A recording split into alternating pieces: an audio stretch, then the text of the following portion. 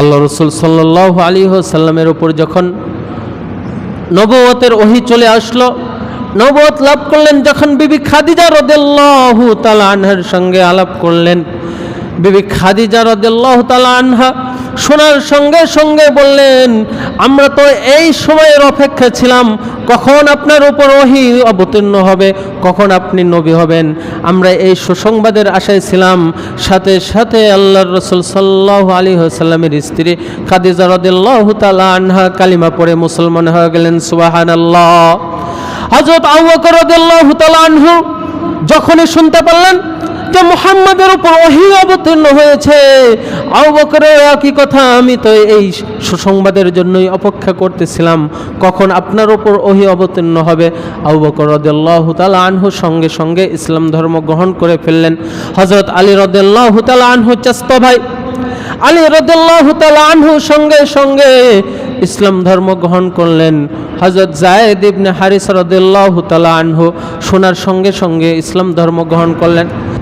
তাহলে মহিলাদের মধ্যে সর্বপ্রথম ঈমান আনয়ন করে হযরত খাদিজা রাদিয়াল্লাহু তাআলা আনহা, বয়স্কদের মধ্যে হযরত আবু বকর সিদ্দিক রাদিয়াল্লাহু তাআলা আনহু, যুবকদের মধ্যে হযরত আলী রাদিয়াল্লাহু তাআলা আনহু, আর কিশোরদের মধ্যে গোলামদের মধ্যে হযরত যায়েদ ইবনে হারিসা রাদিয়াল্লাহু তাআলা আনহু ইসলাম ধর্ম গ্রহণ করলেন।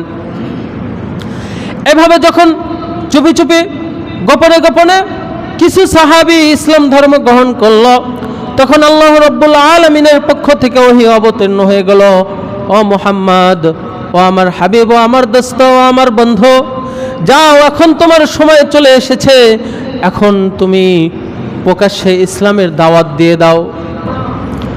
তখন আল্লাহ রাসূল সাল্লাল্লাহু আলাইহি ওয়াসাল্লাম বললেন, ও আমার ভাইরা, ও আমার বন্ধুরা, ও আমার গোত্রের লোকেরা, ও কুরাইশ গোত্রের লোকেরা, তোমরা শুনে রাখো, এই পৃথিবীর একমাত্র উপাস্য হলো আল্লাহ রাব্বুল আলামিন। আল্লাহ তাআলা ব্যতীত আর কোনো ইলাহ নাই, আর কোনো মাবুদ নাই। তোমরা যাদের ইবাদত করো তারা সব কিছু তোমাদের নিজেদের হাতে গড়া, তোমাদের বাপ দাদার ধর্ম, এই ধর্মকে তোমরা ছেড়ে দাও, এক আল্লাহ তাআলার ইবাদত করো, এক আল্লাহ তাআলার উপর ঈমান আনয়ন করো, এক আল্লাহ তাআলার উপর বিশ্বাস স্থাপন করো। যখন এই কথা বললেন, তখন আবু লাহাব সহ, উতবা সাইবা সহ মক্কার কুরাইশ বংশের নেতৃস্থানীয় লোকেরা বলতে লাগলো, ও মুহাম্মদ, তুমি ধ্বংস হও, তুমি কি এই কারণেই কি আমাদেরকে একত্রিত করেছিলা? এর পরিবর্তে সূরা লাহাব অবতীর্ণ করলেন। তাব্বাত ইয়াদা আবি লাহাবি ওয়া তাব মা আগনা আনহু মালুহু ওয়া মা কাসাব সায়াসলা নারান যাতা লাহাব আমরাতুহু হাম্মালাতাল হাতাব ফি জিদিহা হাবলুম মিন মাসাদ। আল্লাহ রাব্বুল আলামিন বললেন, ও আবু লাহাব, তোমার হস্তদ্বয় ধ্বংস হোক, অর্থাৎ তুমি ধ্বংস হয়ে যাও, তুমি যত অর্থ সম্পদ যা কিছু কামাই করেছো সব কিছু ধ্বংস হয়ে যাক। আমরা উম্মতে মুহাম্মাদি হিসাবে আমাদের সকলেরই দায়িত্ব, কর্তব্য হলো সিরাত পাঠ করা, সিরাত চর্চা করা, আল্লাহ রাসূল সাল্লাল্লাহু আলাইহি ওয়াসাল্লামের জীবনী অধ্যয়ন করা। আসলে কোনো ব্যক্তি সম্পর্কে, কোনো ব্যক্তিকে ভালোবাসতে হলে আগে ওই ব্যক্তি সম্পর্কে আমাদের জানা দরকার। যখন আমরা জানতে পারি যে অমুক ব্যক্তি অনেক ভালো মানুষ, তখন কিন্তু আমাদের এমনিই মন থেকে তার প্রতি একটা ভালোবাসা জন্মায়, তার প্রতি কিন্তু ভালোবাসা আসে। আর যদি জানি যে ওই ব্যক্তিটা ভালো না, খারাপ না, হয়তো বা সাময়িকভাবে তার সামনে অনেক সময় মাথা নত করতে হয়, কিন্তু তার প্রতি কিন্তু আমাদের ভালোবাসা আসে না। কি বলেন, কথা ঠিক না? কিন্তু কোনো মানুষ যদি ভালো মানুষ হয়, আমি যদি জানি যে উনি ভালো মানুষ, এমনিতেই অটোমেটিকলি তার প্রতি কিন্তু একটা ভালোবাসা আসে, মহব্বত আসে। তো কে ভালো কে খারাপ তার সম্পর্কে জানতে হলে কি করতে হবে? তাকে নিয়ে গবেষণা করতে হবে। যেহেতু আল্লাহ রাসূল সাল্লাল্লাহু আলাইহি ওয়াসাল্লামের জন্ম প্রায় আজ থেকে প্রায় 1450 বৎসর পূর্বে, আমরা তো তাকে পাই নাই। এখন তার সম্পর্কে আমরা অনেক জেনেছি, কিন্তু জানার কিন্তু কোনো শেষ নাই। আমরা যদি আরও বিস্তারিতভাবে জানতে পারি, আরও যদি ওই মহামানবকে নিয়ে যদি আমরা গবেষণা করি, ওনার জীবনী যদি আমরা পাঠ করি, যে উনি কিভাবে জীবনযাপন করেছিল, কিভাবে দুনিয়ার বুকে এসেছিল, আসার পরে তার উপর দিয়ে কী মর্মান্তিক ঘটনাগুলি অতিবাহিত হয়েছে, তিনি এই দিন প্রতিষ্ঠার জন্য তিনি কত কষ্ট করেছেন এই ইসলামের জন্য, এসব যদি আমরা যখন পড়ব, আমরা যখন শুনবো, আমরা যখন জানব, তখন অটোমেটিকলি আমাদের নবীর প্রতি এবং আমাদের এই ইসলাম ধর্মের প্রতি আমাদের ভালোবাসা মহব্বত আরও শতগুণে বেড়ে যাবে। এই জন্য যেহেতু রবিউল আউয়াল মাস সিরাতের মাস, আল্লাহ রসুল সাল্লাল্লাহু আলাইহি ওয়াসাল্লামের জন্মদিন, জন্মের মাস, তো এই মাসে আমরা যে যতটুকু লেখাপড়া পারি আমরা চেষ্টা করব আল্লাহ রসুল সাল্লাল্লাহু আলাইহি ওয়াসাল্লামের জীবনী অধ্যয়ন করার। যাই হোক, আমি গত জুমায় আল্লাহ রসুল সাল্লাল্লাহু আলাইহি ওয়াসাল্লামের শৈশবকাল সম্পর্কে আলোচনা করতেছিলাম, যে আল্লাহ রসুল সাল্লাল্লাহু আলাইহি ওয়াসাল্লামের জন্ম পূর্বেই তিনি তার পিতাকে হারিয়েছিলেন। 6 বৎসর বয়সে তিনি তার আম্মাকেও হারান। 8 বছর বয়সে আল্লাহ রসুল সাল্লাল্লাহু আলাইহি ওয়াসাল্লাম তার মহব্বতের দাদা, তার দাদাকেও হারান, একদম এতিম হয়ে যান। আল্লাহ রসুল সাল্লাল্লাহু আলাইহি ওয়াসাল্লাম যখন তার দাদাকে হারানোর পরে আল্লাহ রসুল সাল্লাল্লাহু আলাইহি ওয়াসাল্লামের প্রতিপালনের দায়ভার গিয়ে পড়ে তার চাচা আবু তালেবের উপর। তো আবু তালেব কে ছিলেন? এক তো আল্লাহ রসুল সাল্লাল্লাহু আলাইহি ওয়াসাল্লামের আপন চাচা হযরত আলী রাদিয়াল্লাহু তাআলা আনহুর বাবা। আবু তালেব এই ইসলামের জন্য তিনি যদিও মুশরিক ছিলেন, কাফের ছিলেন, কিন্তু ইসলামের জন্য আবু তালেবের মতো ত্যাগ কারো নাই। অনেক ত্যাগ ছিল আবু তালেবের, অনেক। শুধু বলেছিলাম গত জুমায়ও, তিনি ইসলাম ধর্ম গ্রহণ করতে পারে নাই, একমাত্র কারণ যে আল্লাহ রাব্বুল আলামিন তার হেদায়েত তার নসিবে রাখেন নাই। আর দ্বিতীয়ত তিনি তার বাপদাদার ধর্মকে পরিত্যাগ করতে পারে নাই। যে লোকে কি বলবে, আমি যদি শেষ সময় এসেও যদি আমি ইসলাম ধর্ম গ্রহণ করি। তিনি জানতেন যে আমার ভাতিজা মুহাম্মদের ধর্ম সত্য ধর্ম, আমরা যা করি বা করেছি, আমার বাপদাদা যা করেছে, এটা কখনোই সত্য ধর্ম ছিল না, সত্য ছিল না। তা সত্ত্বেও তিনি বেরিয়ে আসতে পারেন নাই যে লোক সমাজে আমার মুখ দেখাবো কি করে, যে হয়তোবা লোকেরা বলবে যে আবু তালেব শেষ সময় মৃত্যুর ভয়ে সে তার ভাতিজা মুহাম্মদের ধর্ম গ্রহণ করেছে।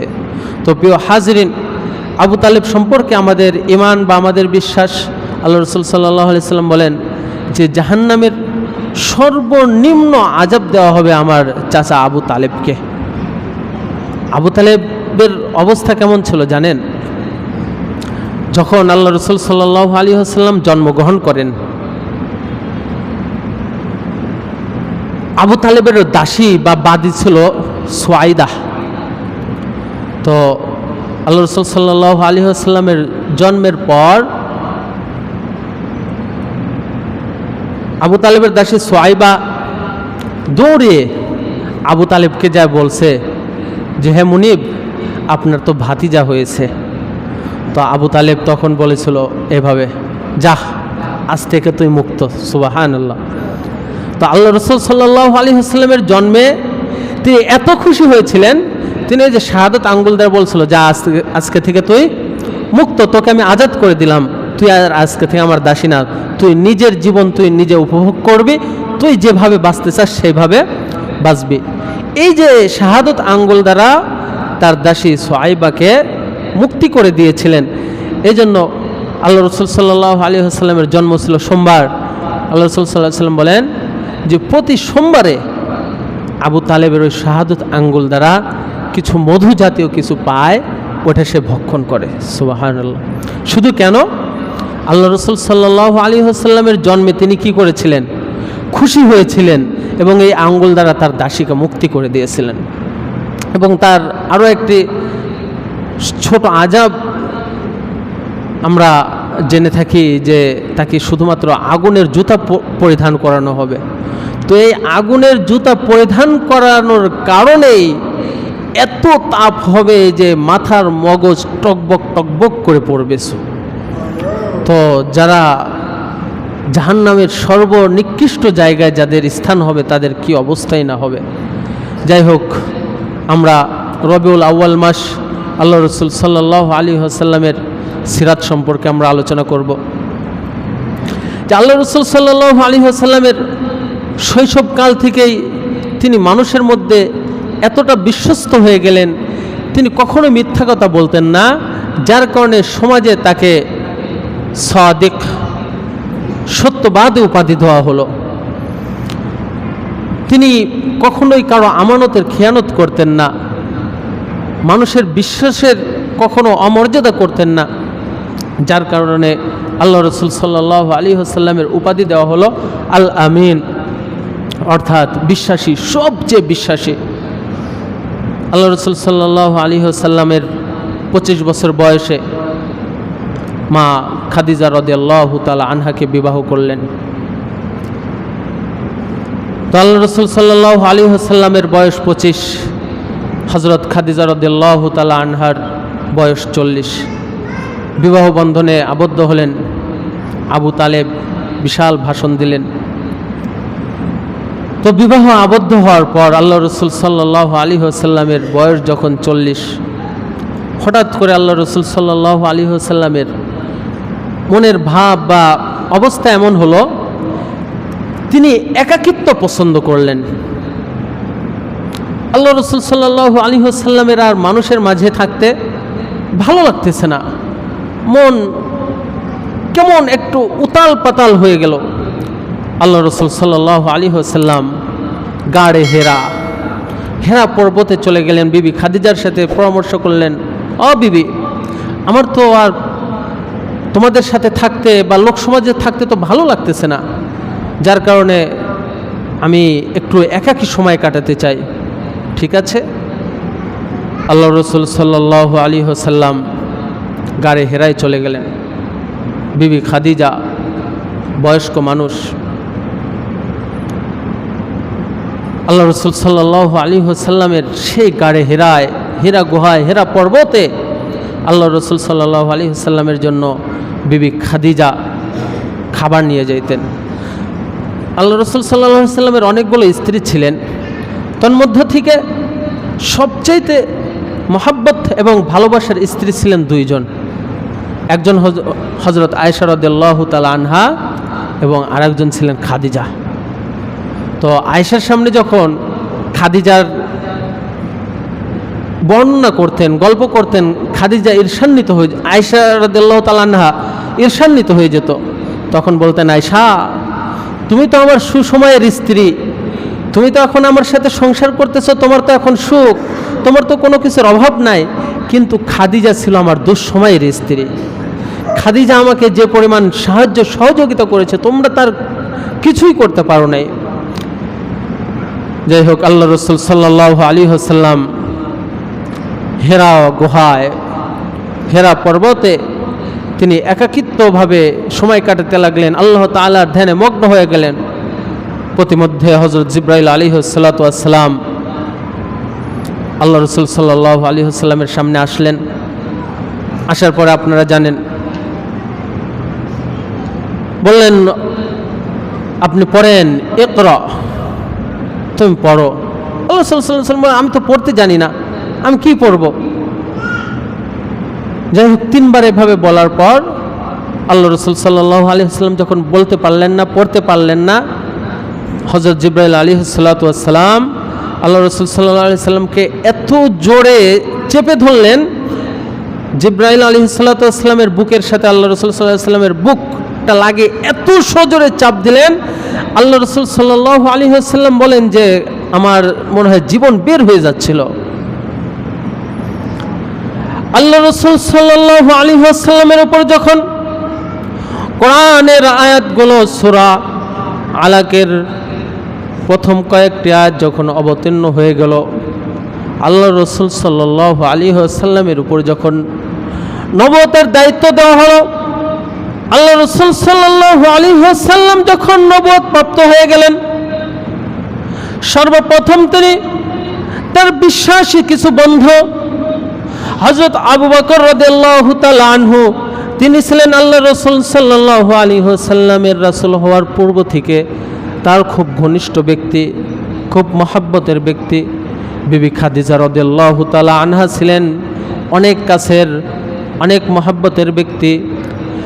কিশোরদের মধ্য থেকে হযরত আলী রাদিয়াল্লাহু তাআলা আনহু, আল্লাহ রসুল সাল্লাল্লাহু আলাইহি ওয়াসাল্লামের আপন চাচাতো ভাই আবু তালেবের সন্তান আলী রাদিয়াল্লাহু তাআলা আনহু, তিনি ছিলেন আল্লাহ রসুল সাল্লাল্লাহু আলাইহি ওয়াসাল্লামের সবচেয়ে বিশ্বস্ত ব্যক্তি।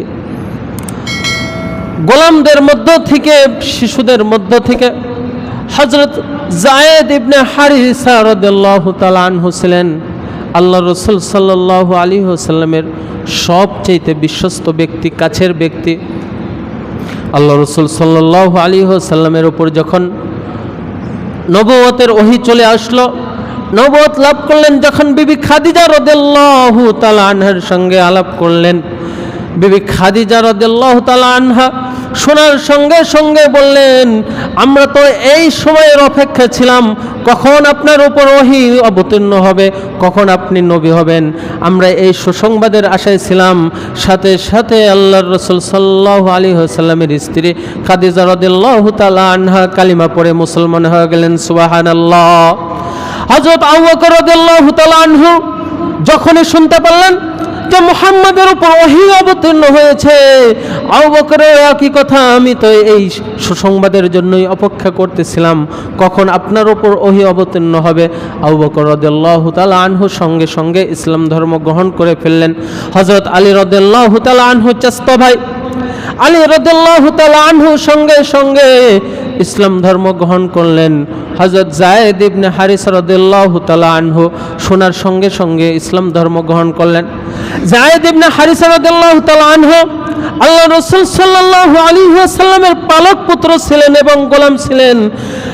হযরত যায়েদ রাদিয়াল্লাহু তাআলা আনহু শিশুকাল থেকেই আল্লাহ রাসূল সাল্লাল্লাহু আলাইহি ওয়াসাল্লামকে কতটা ভালোবাসতেন, কতটা মহব্বত করতেন, একটা ঘটনা শুনলে আপনারা জানতে পারবেন।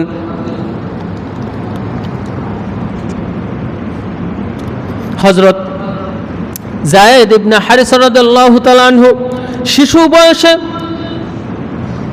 সন্ত্রাসীদের হাতে অপহরণ হয়। অপহরণ করে দস্যুরা গোলামের বাজারে হযরত যায়েদ ইবনে হারিসা রাদিয়াল্লাহু তাআলা আনহুকে বিক্রি করে দেয়। আগে তো গোলাম প্রথা ছিল, গোলাম দাস ক্রয় বিক্রয় হতো। এভাবে একসময় আল্লাহ রাসূল সাল্লাল্লাহু আলাইহি ওয়াসাল্লামের হাতে হযরত যায়েদ ইবনে রাদিয়াল্লাহু তাআলা আনহু চলে আসে। আল্লাহ রাসূল সাল্লাল্লাহু আলাইহি ওয়াসাল্লামের সান্নিধ্যে আসার পরে তার বাবা মা যায়েদ ইবনে হারিসা রাদিয়াল্লাহু তাআলা আনহু, হারিস, যায়েদের বাবা হারিস, তিনি যখন সংবাদ পেলেন যে মুহাম্মদ নামক ব্যক্তির কাছে আমার সন্তান আছে, তিনি খোঁজ করতে করতে আল্লাহ রাসূল সাল্লাল্লাহু আলাইহি ওয়াসাল্লামের দরবারে এসে গেলেন। এসে বলল, ও যায়েদ, আমরা তো তোমাকে নিতে এসেছি, তোমার বাবা মা আমরা তোমাকে নিতে এসেছি, চলো আমরা তোমাকে নিয়ে যাব, তোমার যা বিনিময় হয় আমি তোমার মুনিবকে দিয়ে আমি তোমাকে নিয়ে যেতে চাই। আল্লাহ রাসূল সাল্লাল্লাহু আলাইহি ওয়াসাল্লামকে বললেন, আমরা তো আমার সন্তানকে নিয়ে যেতে চাই। আল্লাহ রাসূল সাল্লাল্লাহু আলাইহি ওয়াসাল্লাম তখন বললেন, সমস্যা নাই, যদি যায়েদ যদি আপনাদের সাথে যেতে চায় তাহলে আপনারা নিয়ে যান, কোনো সমস্যা নাই। আর যদি আমার কাছেই থাকতে চায় আমি তাকে যাওয়ার জন্য জোর করতে পারবো না। হযরত যায়েদ রাদিয়াল্লাহু তাআলা আনহুকে বললেন, ও আমার সন্তান, ও আমার বৎস, চলো তোমাকে আমরা নিতে এসেছি, আমাদের সঙ্গে চলো, আমাদের সঙ্গে যাইবা। হযরত যায়েদ ইবনে হারিসা রাদিয়াল্লাহু তাআলা আনহু বললেন, ও আমার বাবা মা, তোমরা যেখান থেকে এসেছো তোমরা সেখানে চলে যাও, আমি এই ব্যক্তির কাছ থেকে আল্লাহ রাসূল সাল্লাল্লাহু আলাইহি ওয়াসাল্লামের দরবার থেকে আমি যেতে পারবো না। যায়েদ ইবনে হারিসার বাবা, আমরা তোমার বাবা, আমরা তোমাকে নিতে এসেছি, তুমি কেন যাইবা না? বলল, আমার বাবা, তুমিও যদি এই ব্যক্তির সান্নিধ্যে যদি কিছুদিন থাকো, তুমিও তার দরবার থেকে কখনো যাইতে চাইবা না। সুবহানাল্লাহ। যাই হোক, যায়েদ ইবনে হারিসা রাদিয়াল্লাহু তাআলা আনহু শিশুকাল থেকেই আল্লাহ রাসূল সাল্লাল্লাহু আলাইহি ওয়াসাল্লামকে কত ভালোবাসতেন, মহব্বত করতেন, যার কারণে যখনই আল্লাহ রাসূল সাল্লাল্লাহু আলাইহি ওয়াসাল্লামের উপর নবুয়ত প্রাপ্ত হয়, নবুয়তের ওহী যখন অবতীর্ণ হয়ে যায়, যায়েদ ইবনে হারিসা রাদিয়াল্লাহু তাআলা আনহু শিশুকালে শোনা মাত্রই ঈমান আনে। তাহলে মহিলাদের মধ্যে সর্বপ্রথম ঈমান আনয়ন করে হযরত খাদিজা রাদিয়াল্লাহু তাআলা আনহা, বয়স্কদের মধ্যে হযরত আবু বকর সিদ্দিক রাদিয়াল্লাহু তাআলা আনহু, যুবকদের মধ্যে হযরত আলী রাদিয়াল্লাহু তাআলা আনহু, আর কিশোরদের মধ্যে, গোলামদের মধ্যে হযরত যায়েদ ইবনে হারিসা রাদিয়াল্লাহু তাআলা আনহু ইসলাম ধর্ম গ্রহণ করলেন।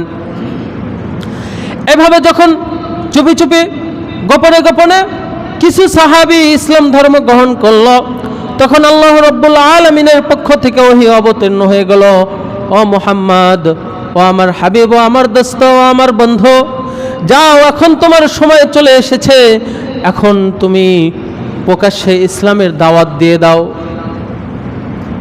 ঠিক যেমন মূসা আলাইহিস সালামের সময়, মূসা আলাইহিস সালাম যখন তার শ্বশুরের দেশ থেকে, শুআয়ব আলাইহিস সালামের দেশ থেকে যখন মিশরে চলে আসলো, আল্লাহ রাব্বুল আলামিন মূসা আলাইহিস সালামকে বললেন, যাও, এখন তুমি যাও, ফেরাউনের কাছে যাও, ইসলামের দাওয়াত নিয়ে যাও। ঠিক তেমনইভাবে আল্লাহ রাসূল সাল্লাল্লাহু আলাইহি ওয়াসাল্লামকে বললেন, ও আমার বন্ধু, ও আমার দোস্ত, যাও, তোমার এখন সময় হয়েছে, তুমি এখন প্রকাশ্যে ইসলামের দাওয়াত দাও। আল্লাহ রাসূল সাল্লাল্লাহু আলাইহি ওয়াসাল্লাম চলে গেলেন পাহাড়ের চূড়ায়।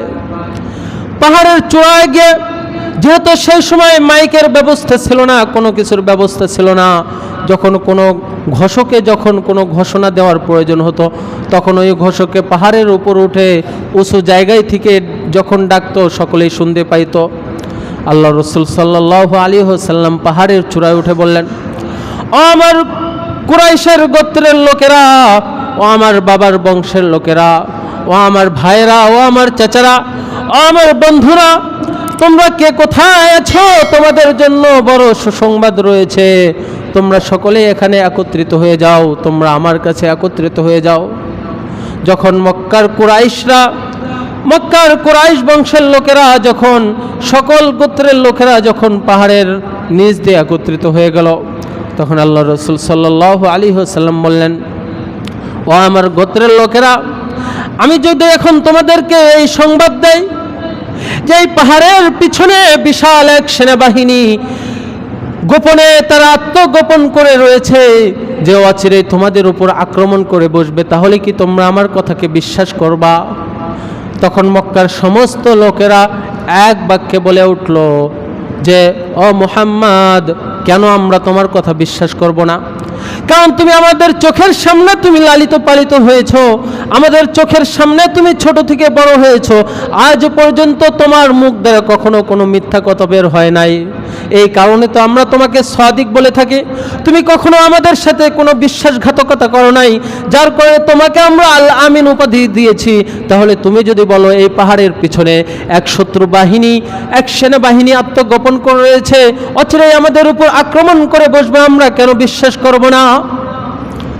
তখন আল্লাহ রাসূল সাল্লাল্লাহু আলাইহি ওয়াসাল্লাম বললেন, ও আমার ভাইরা, ও আমার বন্ধুরা, ও আমার গোত্রের লোকেরা, ও কুরাইশ গোত্রের লোকেরা, তোমরা শুনে রাখো, এই পৃথিবীর একমাত্র উপাস্য হলো আল্লাহ রাব্বুল আলামিন। আল্লাহ তাআলা ব্যতীত আর কোনো ইলাহ নাই, আর কোনো মাবুদ নাই।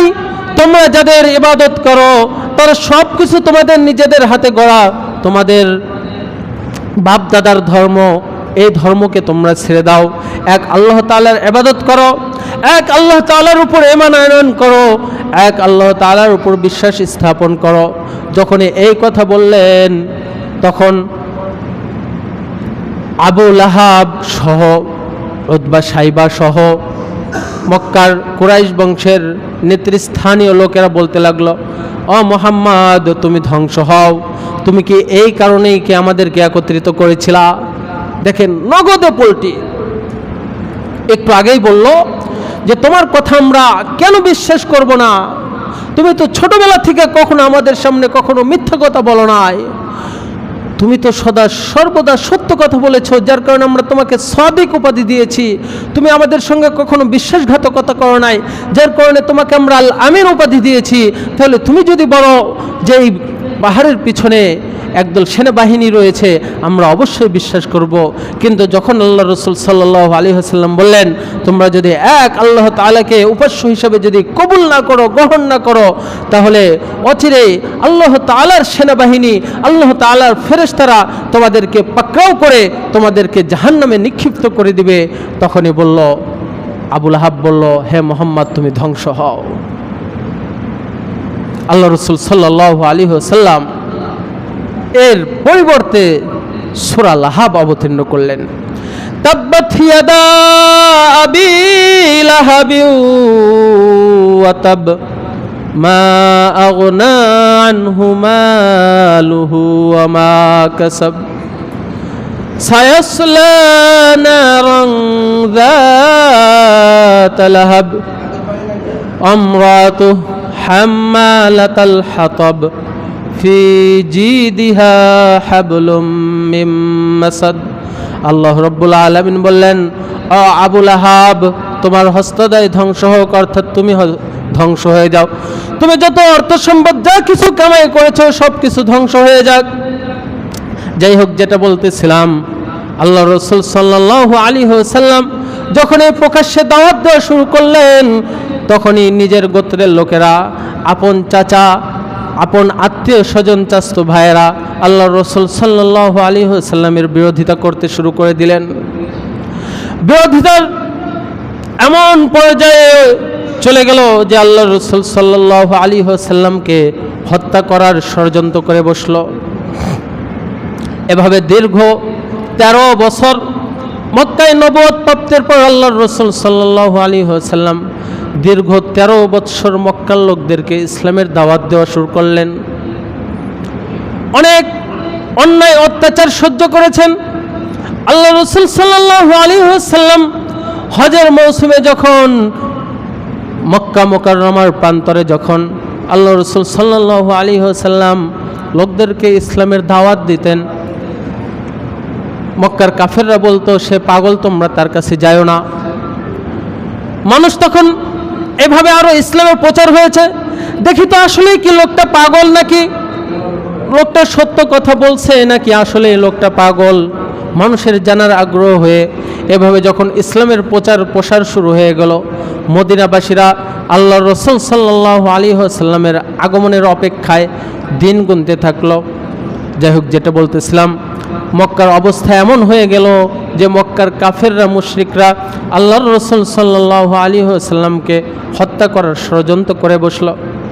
আল্লাহ রসুল সাল্লাল্লাহু আলাইহি ওয়াসাল্লামের পক্ষ থেকে ওহী অবতীর্ণ হয়ে গেল যে, ও রসুল, ও আমার বন্ধু, তোমার আর মক্কায় থাকা হবে না, তুমি মক্কা থেকে হিজরত করে মদিনায় চলে যাইবা, কারণ তুমি যদি মক্কায় থাকো তাহলে তোমার প্রাণনাশের হুমকি রয়েছে।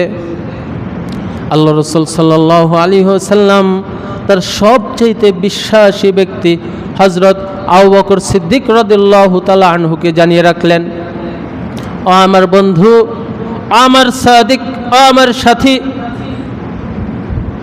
আমাদের তো আর মক্কা মুকাররমায় থাকা সম্ভব নয়, আমাদের হিজরত করতে হবে, আমাদের আজ রাতের মধ্যেই রওনা দিয়ে দিতে হবে। আল্লাহ রসুল সাল্লাল্লাহু আলাইহি ওয়াসাল্লাম যে রাত্রে মক্কা থেকে মদিনার দিকে হিজরত করবেন, সেই রাতেই মক্কার কাফেররা আল্লাহ রসুল সাল্লাল্লাহু আলাইহি ওয়াসাল্লামের বাড়ি অবরোধ করে ফেলল। এক তিল পরিমাণ জায়গা ফাঁকা নেই যেই জায়গা দিয়ে আল্লাহ রসুল সাল্লাল্লাহু আলাইহি ওয়াসাল্লাম বের হয়ে হিজরত করবেন। আল্লাহ রসুল সাল্লাল্লাহু আলাইহি ওয়াসাল্লাম আল্লাহ তাআলার আদেশে সূরা ইয়াসিনের প্রথম কয়েকটি আয়াত তেলাওয়াত করে বালুকে ফুৎকার দিয়ে বালু যখন উড়িয়ে দিলেন, এত ঝড়ের মতো অবস্থা সৃষ্টি হয়ে গেল যে আল্লাহ রসুল সাল্লাল্লাহু আলাইহি ওয়াসাল্লাম তাদের সামনে দিয়ে চলে গেলেন, কিন্তু তারা কেউ দেখতে পেল না। সুবহানাল্লাহ। যাই হোক, হযরত আবু বকর সিদ্দিক রাদিয়াল্লাহু তাআলা আনহু এবং আল্লাহ রসুল সাল্লাল্লাহু আলাইহি ওয়াসাল্লাম মক্কা থেকে হিজরত করে যখন মদিনার পথে রওনা দিয়ে দিলেন, মক্কার কাফেররা আল্লাহ রসুল সাল্লাল্লাহু আলাইহি ওয়াসাল্লামের পিছু পিছু চলে গেলেন। গাড়ে সর পর্বতে আল্লাহ রসুল সাল্লাল্লাহু আলাইহি ওয়াসাল্লাম এবং তার সাথী, তার সঙ্গী, তার বন্ধু আবু বকর রাদিয়াল্লাহু তাআলা আনহু আত্মগোপন করলেন। মক্কার কাফেররা ওখানে পৌঁছে খোঁজাখুঁজি শুরু করে দিল। এত অবস্থা যে অল্পের জন্যই আল্লাহ রসুল সাল্লাল্লাহু আলাইহি ওয়াসাল্লামকে পেয়ে বসবে।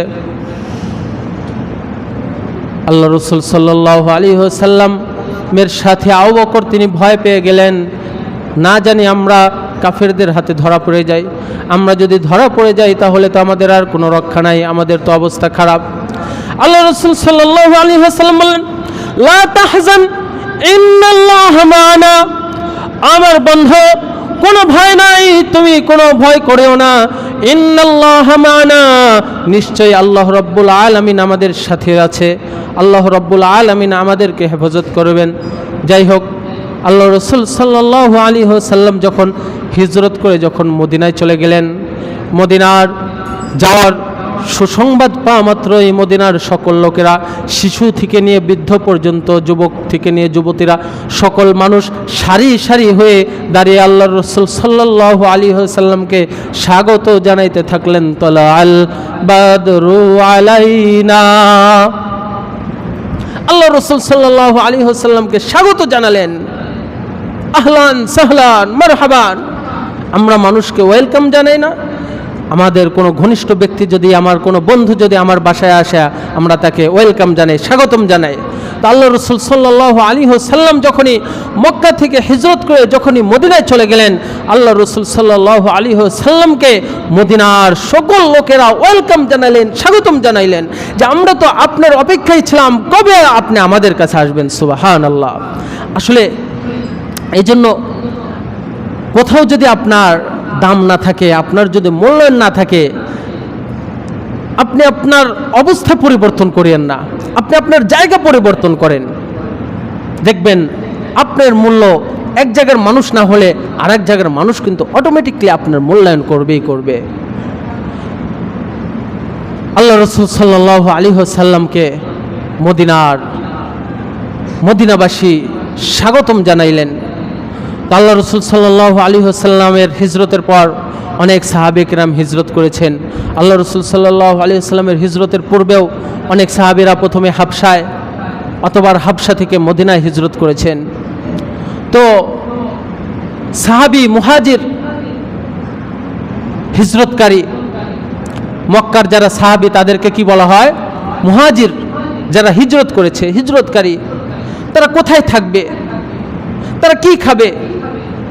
আল্লাহ রসুল সাল্লাল্লাহু আলাইহি ওয়াসাল্লাম মদিনার যারা বাসী ছিলেন, মদিনাবাসী ছিলেন, মদিনার লোক ছিলেন, যারা আল্লাহ রসুল সাল্লাল্লাহু আলাইহি ওয়াসাল্লামের হাতে ইসলাম গ্রহণ করলেন, তারাও সাহাবী, তাদেরকে বলা হয় আনসার, অর্থাৎ সাহায্যকারী।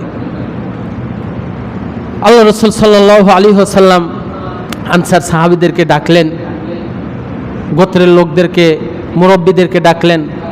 ডাকার পরে আল্লাহ রসুল সাল্লাল্লাহু আলাইহি ওয়াসাল্লাম মুহাজির এবং আনসারদের মধ্যে ভ্রাতৃত্বের বন্ধন করে দিলেন। সুবহানাল্লাহ।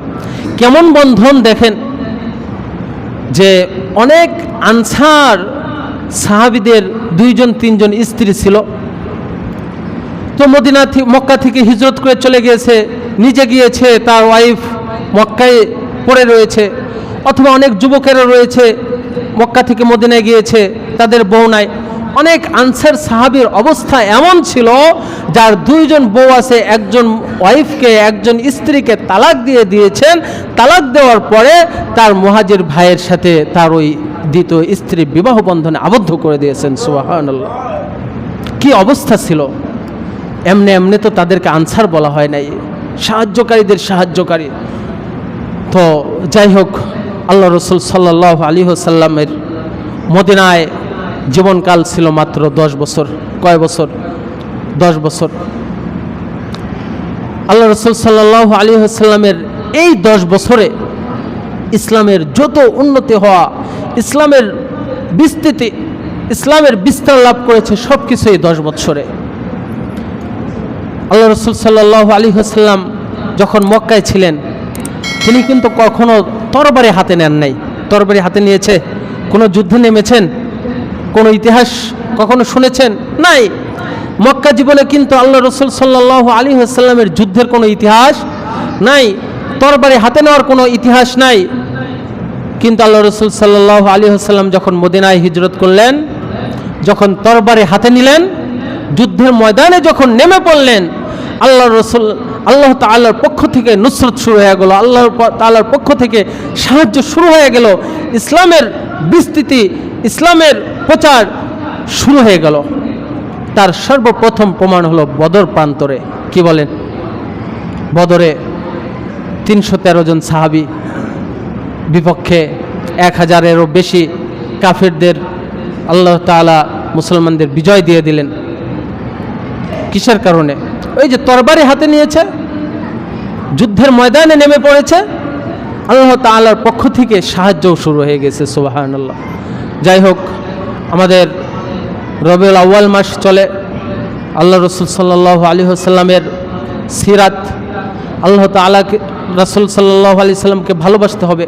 আল্লাহ রাব্বুল আলামিন পবিত্র কোরআনে বলেন, কুল ইন কুনতুম তুহিব্বুনাল্লাহা ফাত্তাবিউনি ইউহিব্বুকুমুল্লাহু ওয়া ইয়াগফির লাকুম যুনুবাকুম। আল্লাহ তাআলা বলেন, ও আমার বন্ধু, তুমি তোমার উম্মতদেরকে বলে দাও, তারা যদি আমাকে ভালোবাসতে চায় তাহলে তারা যেন তোমাকে ভালোবাসে, তোমার অনুসরণ করে। যে আমার উম্মতেরা, তোমরা যদি আল্লাহ তাআলাকে ভালোবাসতে চাও তাহলে তোমরা আমার অনুসরণ করো, আমাকে ভালোবাসা, আমাকে মহব্বত করুন, তাহলে আল্লাহ তাআলা তোমাদেরকে ভালোবাসবে এবং আল্লাহ তাআলা তোমাদের পাপসমূহ মোচন করে দিবেন। সুবহানাল্লাহ। এজন্য আমরা যদি আল্লাহ তাআলাকে ভালোবাসতে চাই, অবশ্যই আমরা যেহেতু মুসলিম, আমরা আল্লাহ তাআলাকে ভালো তো অবশ্যই বাসতে চাই, ভালোবাসি, তাহলে আমাদের আল্লাহ রসুল সাল্লাল্লাহু আলাইহি ওয়াসাল্লামকে ভালোবাসতে হবে। এখন আল্লাহর রসুলকে যদি আমরা ভালোবাসি, আল্লাহ রসুল সাল্লাল্লাহু আলাইহি ওয়াসাল্লাম তো নাই, তো আল্লাহ রসুল সাল্লাল্লাহু আলাইহি ওয়াসাল্লামকে কীভাবে ভালোবাসবো? ইত্তাবায়ে সুন্নাত, আল্লাহ রসুল সাল্লাল্লাহু আলাইহি ওয়াসাল্লামের সুন্নতের অনুসরণ করতে হবে। আমরা যদি আল্লাহ রসুল সাল্লাল্লাহু আলাইহি ওয়াসাল্লামের সুন্নতের অনুসরণ করতে পারি তাহলে আল্লাহ রসুল সাল্লাল্লাহু আলাইহি ওয়াসাল্লামকে ভালোবাসা হবে। আর আমরা যদি আল্লাহর রসুল সাল্লাল্লাহু আলাইহি ওয়াসাল্লামকে ভালোবাসি তাহলে আমরা আল্লাহকে ভালোবাসা হবে। আর আমরা যদি আল্লাহকে ভালোবাসতে পারি তাহলে আল্লাহ তাআলাও আমাদেরকে ভালোবাসবেন এবং আমাদের জীবনের পাপসমূহ মোচন করে দিবেন। আল্লাহ রাব্বুল আলামিন আমাকে সহ আপনাদের সকলকে এই সিরাতের মাসে, এই আল্লাহ রসুল সাল্লাল্লাহু আলাইহি ওয়াসাল্লামের জন্মের এই মাসে আল্লাহ রসুল সাল্লাল্লাহু আলাইহি ওয়াসাল্লামকে বেশি বেশি ভালোবাসার তৌফিক দান করুন। আল্লাহ রসুল সাল্লাল্লাহু আলাইহি ওয়াসাল্লামের সুন্নতের অনুসরণ বেশি বেশি করে করার তৌফিক দান করুন এবং আমাদেরকে বেশি বেশি করে সিরাত পাঠ করার তৌফিক দান করুন। সকলে বলি আমিন। ওয়া আখিরু দাওয়ানা আলহামদুলিল্লাহি রাব্বিল আলামিন।